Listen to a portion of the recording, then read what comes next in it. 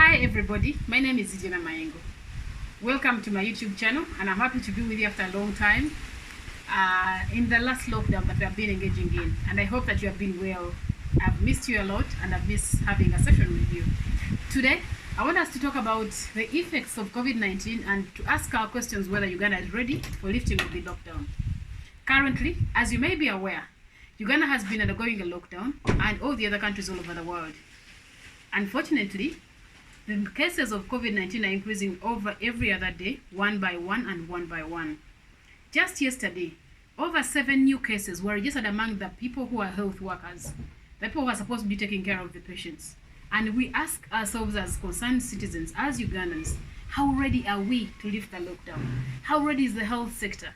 How ready are the health workers to handle this pandemic? How ready are the people of Uganda? First of all, we have seen so many budgets passing around. The supplementary budget, cash donations coming on from different people, individuals and companies. And we have also been able to see so many other budgets coming through from IMF, from World Bank, from the Swedish Embassy and many other donations. If the health workers cannot be able to have PPEs, personal protective equipment, like masks, like gloves, like gumboots, like headgears, like goggles and sunglasses, then where are the resources being put? Where has the government of Uganda been able to invest all these resources that have been coming in from the different sources of our economy, of income that we've been able to talk about? We have seen so many boxes of masks. We have been seeing so many trucks of masks and other protective equipment being donated by so many different people, both in cash and in kind. If the health workers can come up and complain of lack of equipment, then who exactly has these equipments? Have the PPEs been drawn back to JMS to be sold again to the people? The same people who have been able to buy them from these people? If we cannot have health workers have masks, then who will have the masks? Just yesterday, we were able to see some people who actually were going back to business. And everybody seems not to care of what is going to happen. We had one case when he had actually been able to close the lockdown. And we're opening the lockdown, we have 500 cases. What is going to happen in 2 weeks after the reopening of the lockdown in this country called Uganda? Therefore, my dear friends, brothers and sisters, this is the time for everybody to be able to care about their own individual personal health. It is no longer about the lockdown from the government of Uganda. It's no longer about the curfew. It's not about the restrictions. It's no longer about calling upon everybody to come and wash their hands. It is now going to be about your own self, being able to protect yourself, because it's no longer about the government, because the government has already been able to equip as much money as it wants to get from COVID-19. And right now, the politics and the economics of COVID-19 in Uganda is almost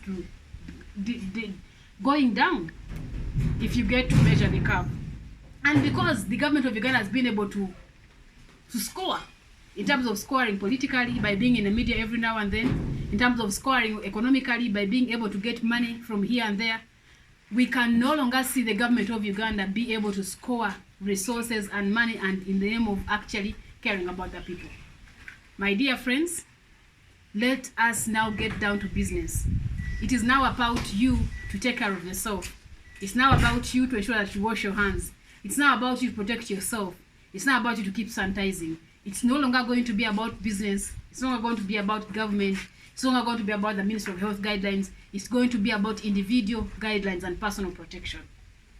Before we actually get to see what the WHO was able to predict, that Africa is going to be the epicenter of the COVID-19, I hope that you will not be part of those people who are going to be counted as being part of COVID-19. I hope you're not being part of the people who are going to be counted as being part of the death of COVID-19. Because as you may be seeing currently, we're no longer registering any people who are recovering. We're just registering new cases every now and then. I therefore call upon the government of Uganda to go and lock down a legal border, because that is where most of the biggest problems and many cases of COVID-19 are coming from.